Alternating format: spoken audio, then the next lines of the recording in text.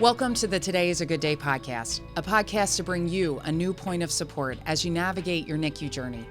Today is a Good Day is here to be a part of your conversations, whether your baby was born prematurely, has special needs, or if your family is grieving a loss. The voices you will hear on the Today is a Good Day podcast are personal stories from people who have been there. Please don't forget to hit subscribe and leave us a review on your favorite podcast listening app.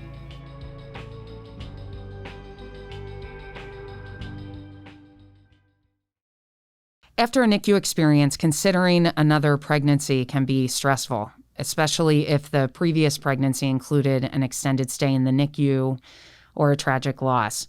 On this episode, we'll speak with two NICU moms who experienced a pregnancy post-NICU. We'll share the same feelings of anxiety and fear that you may experience, especially as they approach the gestational week when their premature babies were born. And we're also going to look at experiences between a second NICU stay and welcoming a full-term baby post-NICU. So I'd like to welcome Adelina and Caitlin. Thank you both for being here today. So excited to talk with you. Adelina, let's start with you. Tell us a little bit about your story. Well, my husband, Jim, and I were married in 2010. And we said we wanted to wait 3 to 5 years to have a baby. And when we were finally ready, we didn't know that it would take a while. Which happens a lot. Yep. I was one of those people who thought like it would just happen, and it didn't. So I saw a fertility specialist to get some assistance. And I finally got pregnant with my son, Nathan, who was born at 26 weeks unexpectedly. My water broke in the middle of the night, I'd say 3 o'clock in the morning. I thought I had to go to the bathroom. I got up and went to the bathroom, went back to bed, and felt another urge to go to the bathroom and thought, something's not right. I went back to the bathroom and full on gush. My husband was in Japan at the time, so I was home alone. I drove myself to Abington Hospital, where I was told that my water did indeed break and that I wouldn't leave pregnant. And the plan was to stay there for 8 weeks. At the time, I was 25 weeks, 6 days. By the next morning at 26 weeks, I had an emergency C-section, and Nathan was born weighing 1 pound, 13 ounces. We spent 104 days in the NICU at Abington. And then you had Nathan. He came home after 104 days. And when did you decide to think about having another baby or getting pregnant again? I didn't. To be honest, I thought that when I was ready to do it again, I would go back to the fertility specialist for some assistance. And I got pregnant on surprise. Okay. Which also happens. Yep. Yes. So the day after my birthday, I took a pregnancy test and found out that I was pregnant with my daughter, Sophia. So then, of course, the panic set in because I thought to myself, what if I have another preemie? Mm-hmm. And now we also have Nathan at home. It was hard enough managing the NICU without a toddler at home. Mm-hmm. I went back to work while Nathan was in the NICU because I carry insurance. So I managed going to work during the day. I'm a school teacher, coming home, eating dinner, and then going to the hospital until 10, 11 o'clock at night, going to bed, going to work, home for dinner, back to the NICU. And I just kind of thought, I don't know how we'll do this with a toddler at home too. Mm-hmm. So I spoke to my doctor about it, and she explained that there was a chance I could have another preemie, but there's also the possibility that I would carry to term. They didn't really know why my water broke and what caused me to have premature labor. So it was all kind of trial and error the second time around. Mm-hmm. That's great. And we're going to come back and we're going to dive a little bit deeper into your pregnancy so we can learn more about what that felt like for you. And in the meantime, we're going to touch base with Caitlin. So Caitlin, tell us, your story's a little bit different, but tell us a little bit about your boys and then getting pregnant again and what that looked like. So I, too, grossly underestimated how long it would take to get pregnant, and also saw a fertility specialist. And it took some time, but eventually we found out that I was pregnant. Originally on my ultrasound, it showed one baby, and then by the second ultrasound, there were two, which was scary because who knew what was going to happen by the third ultrasound and the fourth. Like, hopefully they didn't keep multiplying. But from the beginning of my pregnancy, having twins, they kind of let me know that it was possible that I could have the boys early. And at the time, I didn't really spend too much time thinking about it. It was a possibility.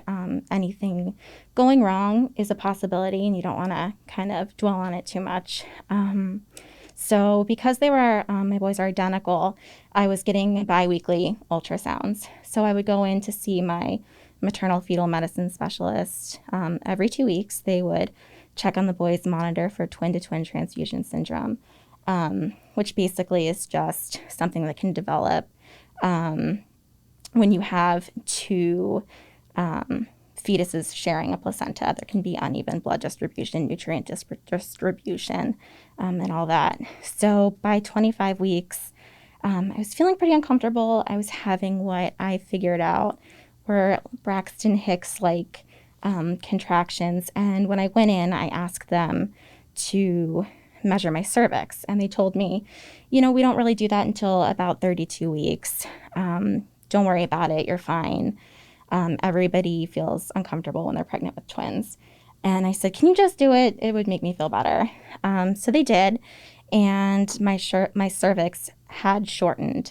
And they said, you know what, you need to go to the hospital. I went to the hospital. I was 2 centimeters dilated. They admitted me to the mom unit, which is where you go when you are when you need to be inpatient, pregnant, in high-risk pregnancy. And I was there for about 3 weeks, and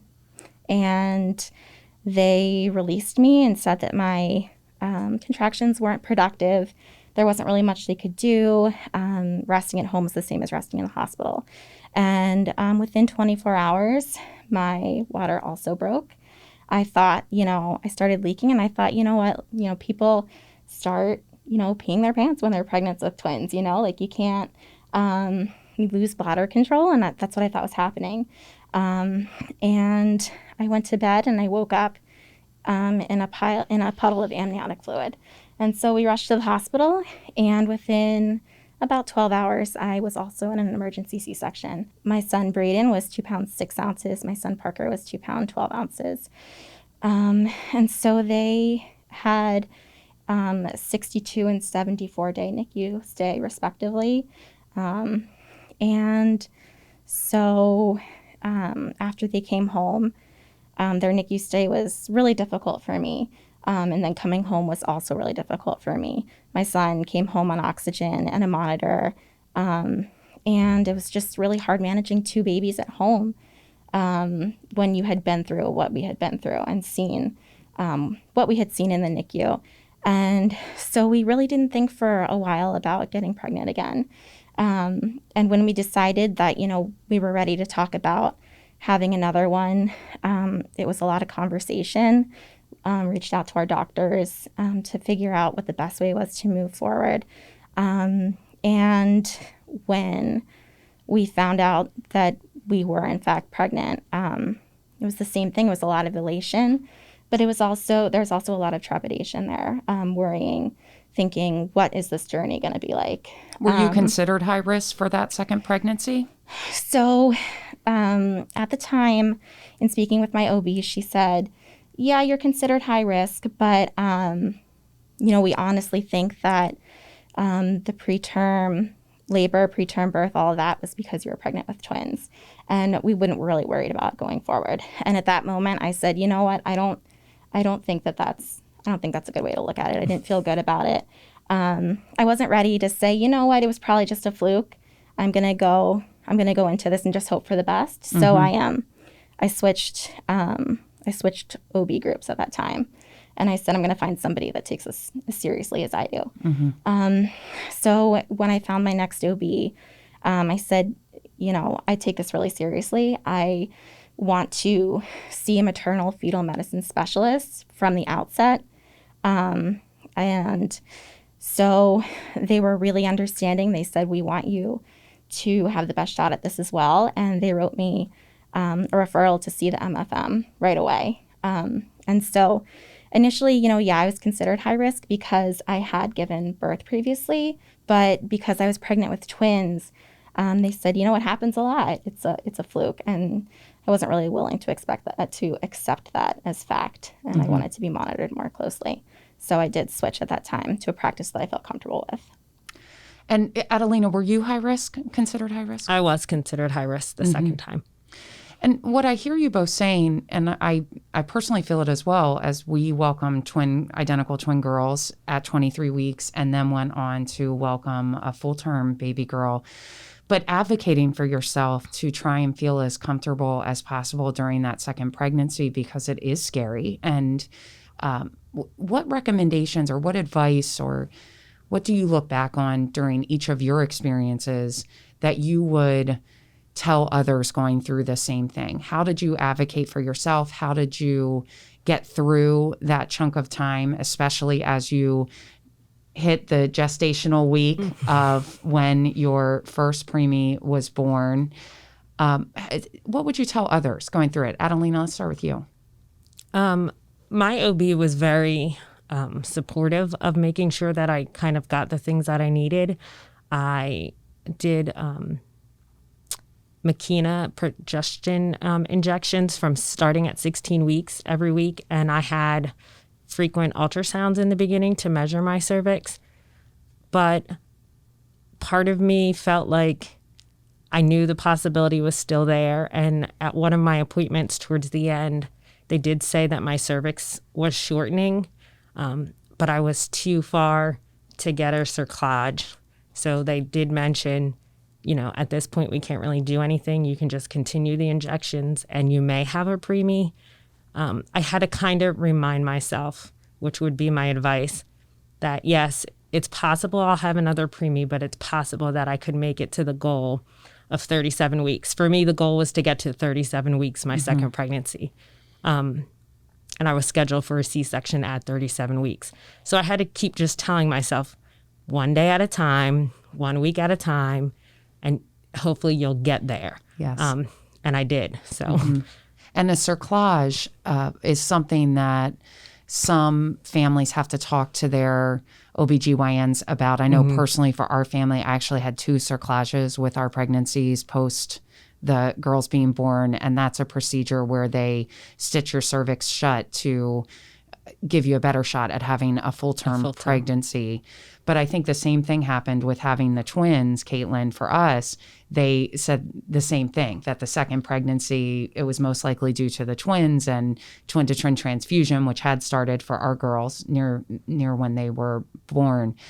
But what recommendations would you have? And I know you have another NICU stay to share with all of us as well with Kensley. But when you look back on that second pregnancy with her, what stood out for you? I mean, in terms of advocacy, I would say you just have to ask every question that comes to mind. Don't second guess yourself. Don't feel bad about asking questions. Don't feel like your questions aren't worthy of being asked. I spent a lot of time in the NICU worrying about whether my question was a good one. And everybody says there are no good questions, there are no bad questions, but you don't want to be that person who's asking, a million questions that aren't super helpful, questions. But when after my experience with my original OB and kind of figuring out that I was the only one that could really speak for my daughter and speak for me and figure out and try to figure out what was best for us moving forward, I would say just always ask the questions and just always keep advocating for yourself. If you don't feel like something's right, push it, press on it, ask. And the worst thing that happens is that your concern wasn't something to be super concerned about. or maybe that's the best thing that can happen. But either way, I would say you just have to, you can't worry about whether your questions are bothering someone, whether they're good, whether they're bad. You just got to ask them and learn as much as you can and make yourself feel as comfortable as possible. I always felt like that was the best way to be an advocate, is to just ask as many questions and to try and learn as much as you could. And for us, it was writing everything down. I mean, we had a journal. I don't know about you both, but we had a journal where we wrote every report down in the middle of the night, questions that we had. And it was getting all of that kind of out of your head and onto a piece of paper to clear out some space for something else to fill in. But did you all do that as well? Yes. Yeah, And I wrote down the name of every single nurse every single day because I wanted to know who was taking care of my baby, so that if I had a question or a complaint, I knew who it was related to. So I'm big on taking notes, so that was helpful. Yeah, I wrote everything down. I wrote weights down. I wrote nurses down. I wrote the doctors that were rounding down. I wrote everything down because it's just all it really can be so overwhelming. And you think you're going to remember something and you don't. So writing it down, I mean, I have notebooks devoted to statistics and all that kind of stuff, and numbers from when the boys were in the NICU. I have the same thing for when they came home. So definitely writing things down, trying to keep track of everything was super helpful and a necessity for me. Yeah. So, Caitlin, tell us a little bit more about your pregnancy with Kensley and how that felt, what week she was born, and the rest of your journey. Sure. So when we found out we were pregnant with Kensley, we were super excited, also a little nervous for what it could end up being. And so after I did see... I went to see the MFM, and we talked about the boys' preterm births, and I had an ultrasound, and they told me that I had a complete placenta previa, and that the previa was in such a position that they didn't feel it was going to move. Now, a placenta previa is where the placenta, which is basically... it's a temporary organ that is the lifeline for the baby in utero, implants itself at the very bottom of the uterus on top of the cervix. So it's in a position where it faces a lot of pressure, and it's a supravascular organ, and so that puts you at risk for bleeding and hemorrhaging, which also puts the baby at risk for not having sufficient oxygen supply, sufficient nutrient supply. And they told me that no matter what, I had to have a C-section with her because of where the placenta was placed. And so I thought to myself, I thought I had a good shot at going to term. And the doctor told me, a lot of people with a complete previa do have their babies early. And a lot of people, do make it to term. But hearing that was just heartbreaking for me, knowing that it was going to be just a complete fluke, another condition I had to deal with, something I had no control over, something that I hadn't anticipated. So that was kind of difficult. We also, I asked my OB about the progesterone injections. And I wasn't able to get them because they are indicated for a previous singleton birth. And I had given birth to 2 babies preterm. And so luckily, I wasn't willing to back down on it. I said, I'm going to do everything I can to make sure that I have as many precautions in place as possible. And my nurse at my OBGYN really fought to find me a compounding pharmacy that would make the progesterone for me. I paid for it out of pocket. It was worth it to me. I was able to pay for it out of pocket, so we were really lucky. How did you work through? I mean, listening to you talk about really hoping that you can make it to full term, having all these emotions of knowing that was not going to happen, most likely, and that you were going to have a C-section with Kensley.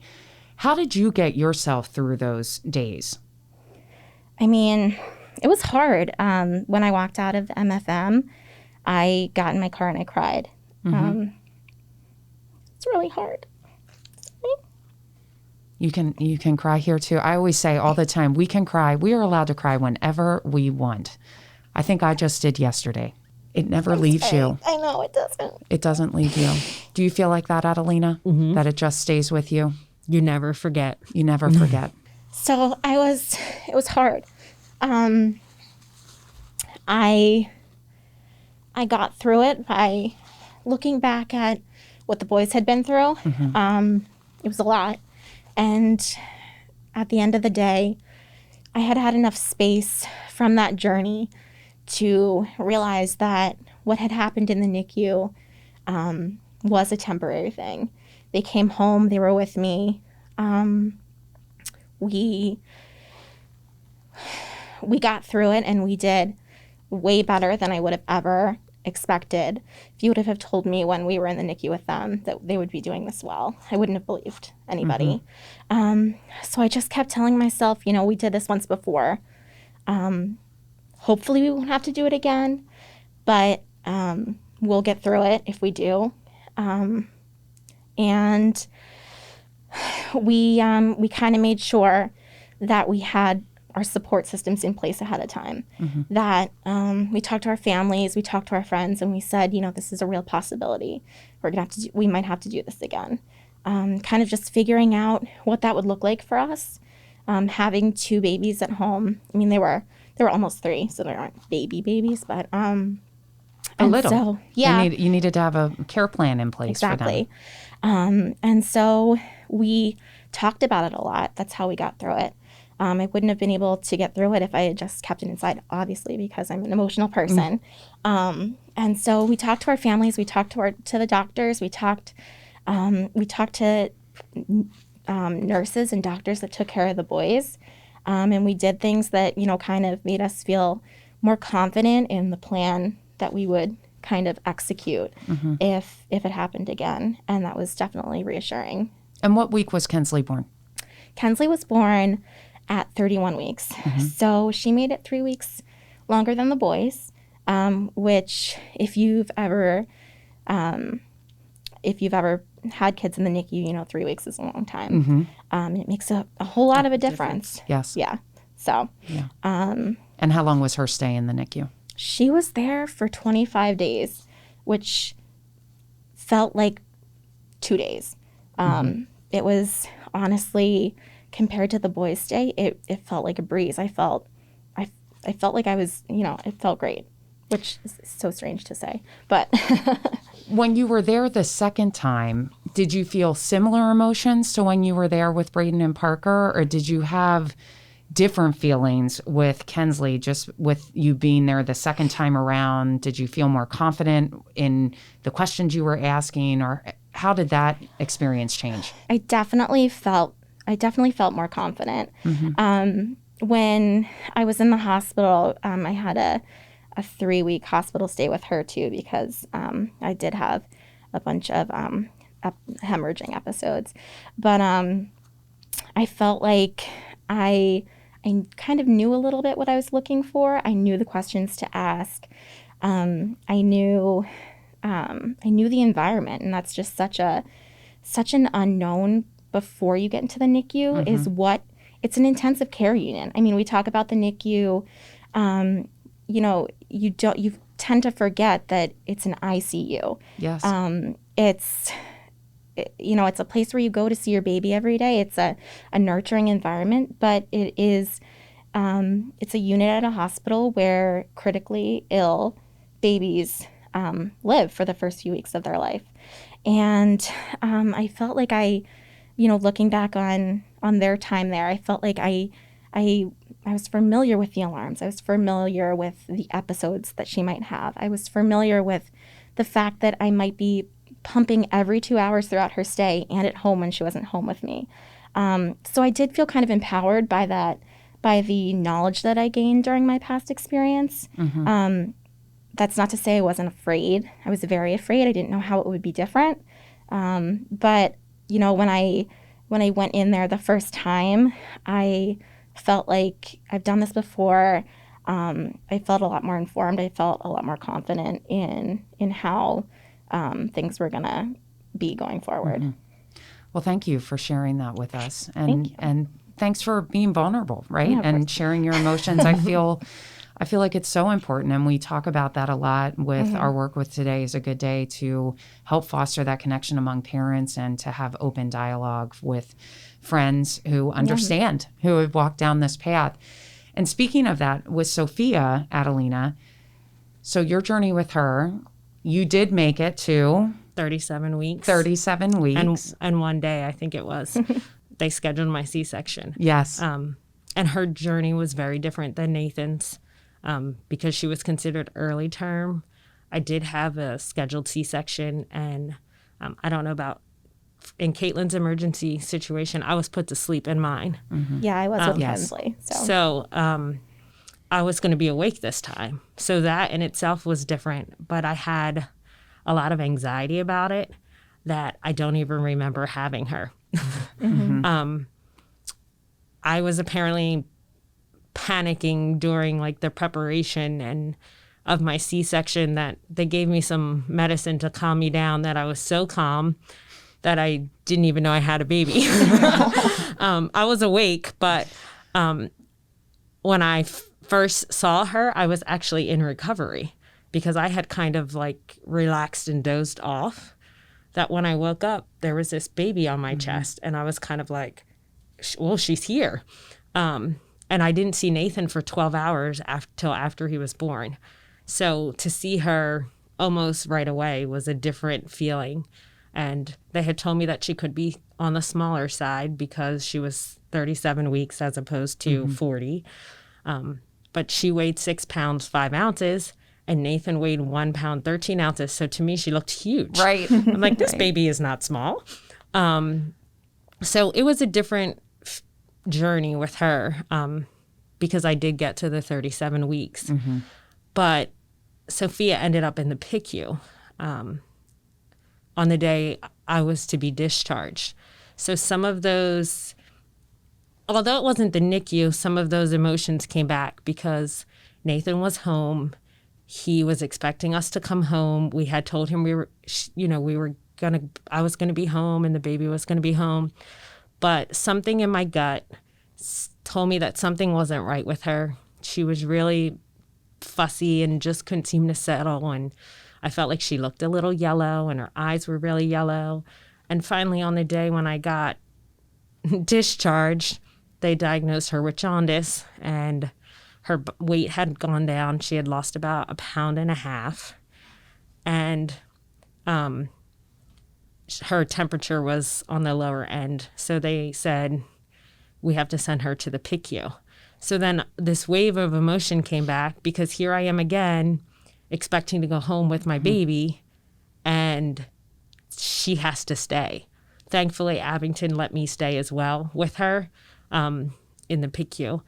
But again, my husband went home with Nathan, and here we are another day that we weren't expecting. And it was just one day, but that one day was so hard for me because she had to stay under the Billy Rubin light. I couldn't touch her. It was like all of those things came back where you can't really, your baby is there and you're next to them, but you feel like you can't really be their mother. I couldn't hold her when she was fussing. I had to leave her under there as much as possible. So again, some of those feelings came back. And what with got you Nathan. through that? What got you through that, even though it was a short PICU stay, but those emotions that came flooding back? They told me it should just be one day. If you keep her under the light and, she gets as much exposure as possible, it should just be one day. So I kept telling myself, it's just going to be one day. And I was like, we're only staying here one day. That's really what got me through, because I'm like, it's one day. I cannot stay here more than one day. Right. But when they told me, she was going to have to stay, and if they could have actually kept me, but then if they kept me, they would have had to check on me and do all those, things they do when you're a patient, where if they discharged me, she could go to the PICU and they wouldn't have to keep coming in to check my temperature and ask me my pain. So they did just discharge me. But I just kept saying to myself, this is one day. Because when they told me she had to go to the PICU, like when Caitlin got her news, I instantly had tears. And Jim had already like started to take stuff home and was going to come back to get us. And I called him and I'm like, she can't come home. And he's like, what? And I was like hysterically upset. And he's like, it's okay. You know, it's not going to be 104 days. Right. And in my mind, I'm like, but it's another day here. Like, but I had to keep reminding myself, it's going to just be one day and then she'll get to come home, which she did. And like Caitlin, we had some supports in place for when we came home because Nathan was going to be 3. So he was still little and very needy. So thankfully, my mom, my in-laws helped with him. Of course, it's March where it's kind of like that cold season. You know, Nathan had a cold and a cough, so we didn't want him to come to the hospital to see his sister. And so my mom took care of him. My in-laws took care of him. I have a really good friend named Cheryl who, when Nathan was in the NICU, she organized a meal train, so I didn't have to worry about food. She did the same exact thing for Sophia. So when we got home, every day for the first couple weeks, somebody was delivering meals because I had a C-section and I wasn't going to be able to, you know, get up and cook and also try to tend to the 2 of them. So I think the support systems that you put in place are very helpful. I wouldn't have survived without my family and friends. I do think that's something that friends and family ask quite a bit, especially after you've been in the NICU for so long. What can I do? People don't know what to do to help you. What's something that stood out? You just mentioned the meal train, Adelina, as something that stood out. We had a similar experience of meals being delivered to our door so frequently that we almost had too much food at one point. I don't know about you. But anything for you, Caitlin, that stood out that others did for you? If somebody's listening who is wondering what they could do for a friend or family member going through the NICU, what was important to you? I would say one of the most important things, and it sounds trivial, but just being able to talk with someone and be vulnerable and have that person say, you know what, that sucks. That does stink. That doesn't seem fair. Instead of just saying, you're so lucky and everything's going to be fine but look how great they're doing, and just kind of sitting with you for a minute and saying, you know what, it doesn't feel good. It doesn't feel fair. And asking questions like, just asking questions about the baby and asking questions about you and how you're doing. Moms get lost in it a lot, I think. And it was so helpful to me to have people there to help with the kids when I was pumping, because I couldn't breastfeed, and I was pumping every 2 hours, even once Kensley came home. And having 3 little ones and pumping every 2 hours is kind of inconvenient. So having someone there to help, just even having somebody there, even if they're not doing anything, was helpful. Besides Kevin or I, having someone, Kevin had to go back to work, having someone to watch the kids, but also someone to take me to the hospital. I couldn't drive because I had a C-section. Just an ear or physical presence just means so much. And Adelina, anything else that family and friends did for you that really made an impact? I know with Nathan, the biggest impact, which helped ease my mind for Sophia, was because I'm a school teacher. I was there one day and gone the next. And if you know what it's like to plan for a sub, it takes more effort to plan for someone else to take over your classroom than to just do it yourself. And I had nothing prepared because I didn't know I wouldn't be back. So with Sophia, as I kept getting closer to that 26th week, I was like trying to plan out for 2 more weeks in case it happened. But my coworkers were great in that too. When my water broke with Nathan, I was supposed to have parents in that day for American Ed Week, where the parents come in and participate and see. That same day I went to the hospital, parents were coming into my classroom, and I'm texting my assistant principal from the hospital telling her at like 5 in the morning, my water broke and parents are coming in today and I won't be there. And my job was great in that they kind of said, don't worry about it. Right. We'll figure it out. My kids were giving a presentation that I was using for a grade. My assistant principal came in and she watched them do their presentations and she did their scoring for me. So just kind of having people fill in where you feel like there's a void or you're missing something is very helpful. And I think my friends and family did a good job of trying to keep things as normal as possible. We still went on with my baby shower, even though Nathan was in the NICU. And that was helpful. I was hesitant about it. I had him November 20th. My shower was scheduled for December 5th. So, it was all very new. And we decided not to cancel. And it was so nice to get out and just kind of feel normal, if that makes sense. Even though I didn't know what his journey would be if he'd come out of the NICU, it still felt nice to celebrate him and the fact that, he was here. And be with family and be with some friends. And just take my mind away for a little bit of the reality of what was really happening and just celebrate was nice. So just kind of trying to keep things normal while also realizing that they're not normal.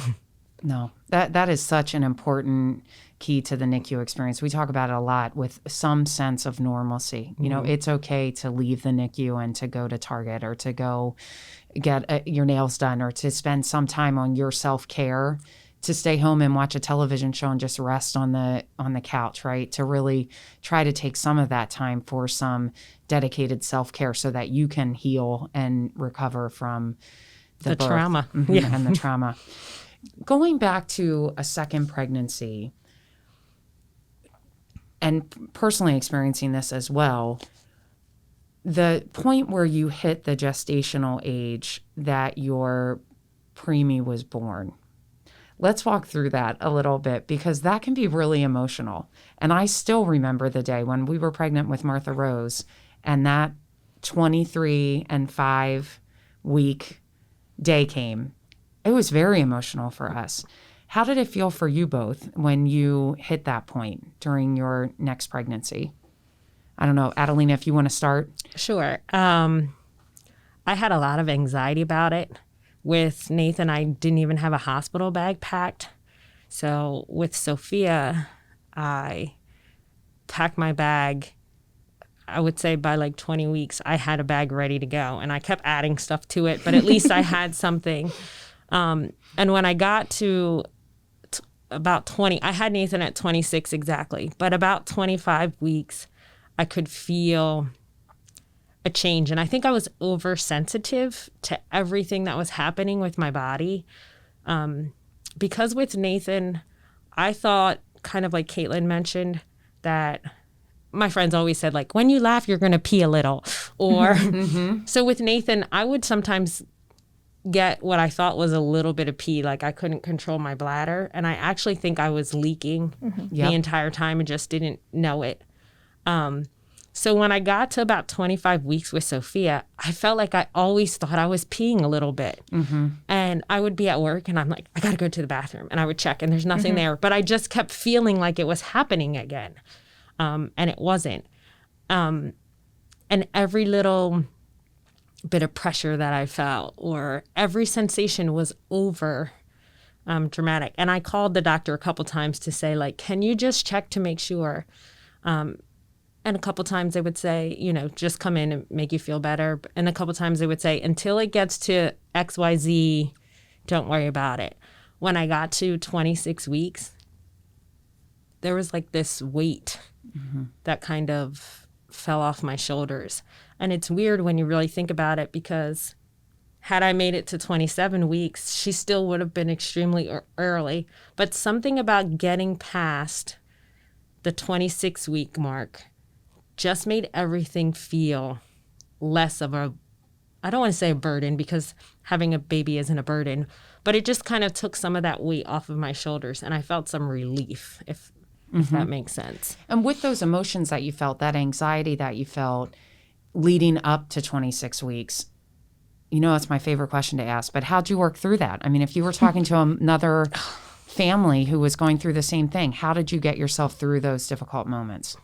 Well, one of the big things for me was I tried to make sure that my husband was home. That's a good idea. Because the first go round, he was all the way in Japan. Yes. So as we got closer to the 26 weeks, I was like, you can't go anywhere. You have to stay here in case something happens. But in my mind, I think I really thought I wasn't going to make it to 37 weeks. I was prepared. I didn't know how I was going to do it, but I was prepared to have another preemie. I really don't think I had hope that I would get to full term. And part of me felt like if I think I'm going to have her early, and I do, I won't be disappointed because I was prepared for that. Whereas on the other end, I'm like, if I think I'm going to get to 37 weeks and I don't, I'm going to feel disappointed, because with Nathan, I felt disappointed. I felt like my body had failed me. Mm-hmm. And I was angry. I didn't get to do maternity pictures. I didn't get to do a photo shoot in the hospital or a newborn photo shoot when he came home. I felt like I had missed all of those things, and I was angry. So with her, I kind of said to myself, this is going to happen and I'll be ready for it. So when it didn't happen that way, it was like a good surprise. I didn't have that disappointment that I felt with Nathan. And I know it sounds kind of backwards to say, but I expected her to come early. I prepared myself. Mm-hmm. I said, we're just going to take it one day at a time, but she's probably going to come early. So when she didn't, it was a pleasant surprise. And one day at a time. I mean, that is the biggest key phrase, right? Yep. In the NICU, second pregnancy, everything is one day at a time. One day. We heard that so much. I mean, I was only there 24 hours before I had Nathan, but I remember when the neonatologist came in and she said to me, the goal is to get to 34 weeks. The goal is for you to stay here for 8 weeks.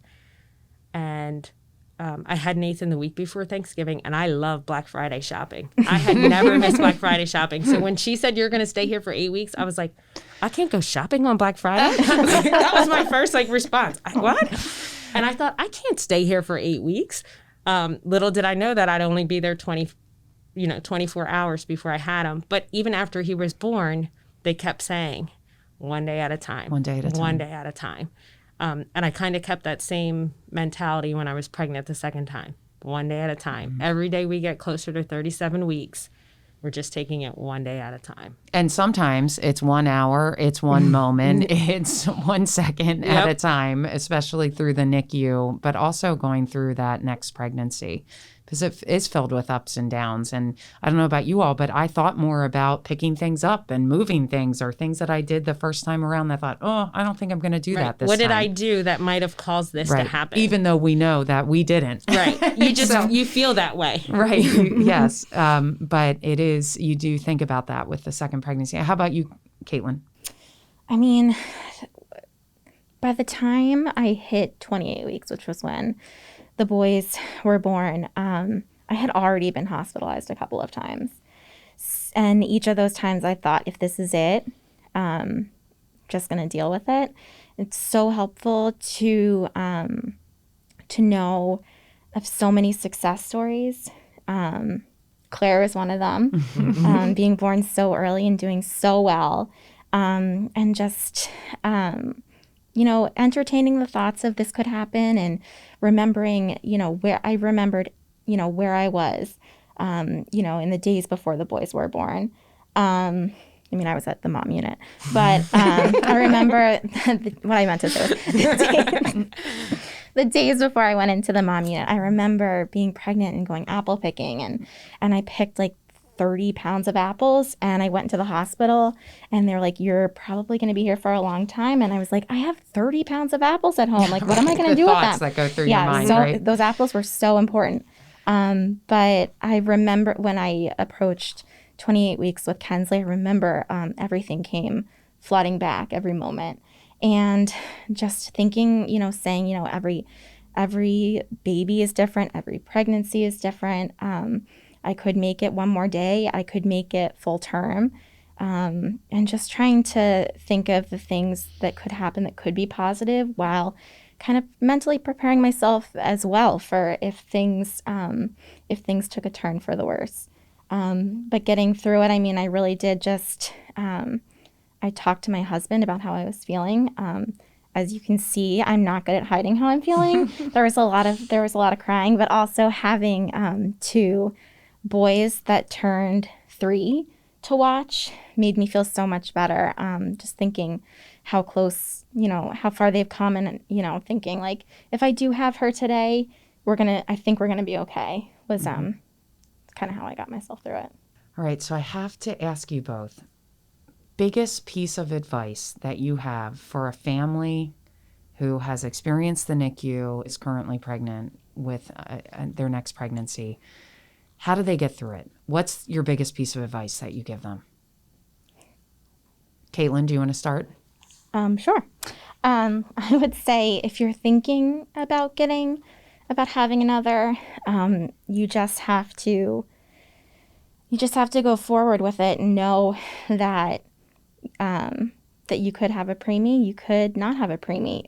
You can't let that affect your decisions. You have to think, I think about it, and I would go through every single thing that I went through with the boys to have them here. I would go through that all again. It was totally worth it just to even have the chance. It might not turn out that way, but just to have the chance at having them. And so that was something I thought about. I'll go through it again at the shot of having another amazing little person in my life. And you can do it. You can. You can do it. can do You can make it through. Yeah, for sure. Adelina? I would say that living through the NICU shows you a side of yourself that you don't realize exists. I always thought I was a strong person, but I didn't really realize how strong I was until I ended up in the NICU. And I'll tell you, all my life had been terrified of needles at the doctor's office and injections. And then when I got pregnant with Sophia, I was getting a painful injection every week, alternating sides of my derriere here. And that would leave lumps and whelps. And I would, like Caitlin, I would do it all again because the end result is worth it. And you just have to stay positive. You have to have hope. And you have to surround yourself with people who encourage you and support you and remind you that you can do it.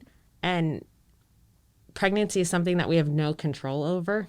I mean, life is something we have no control over. So realizing that there is a possibility that you may have a preemie, you may not, but the sacrifice is worth it. You can do it. That's what I hear from both of you. You can do it. And that's the important thing to remember. Well, I can't thank you enough for being here with us today.